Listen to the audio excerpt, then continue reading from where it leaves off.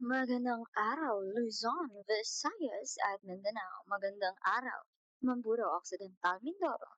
Ako ang inyong tsikidorang on sa chika, Jose Maria Panganiban. Magbibigay ng mainit-init na opinyon ngayong araw. Hindi naman nabago sa atin ang konsepto ng ibang paaralan na sinusubukan lutasin ang matagal ng problema ng ating bayan.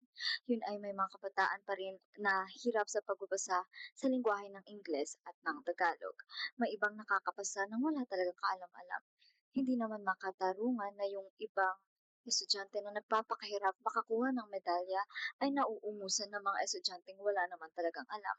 Kung kaya't dapat lamang na magsagawa sila ng isang programa kung saan matutulungan talaga ang ibang estudyanteng walang kaalam-alam sa konsepto ng pagbabasa. Dahil yung iba nakakabasa nga, ngunit hindi naman naiintindihan ang totoong nilalaman ng kanilang binabasa.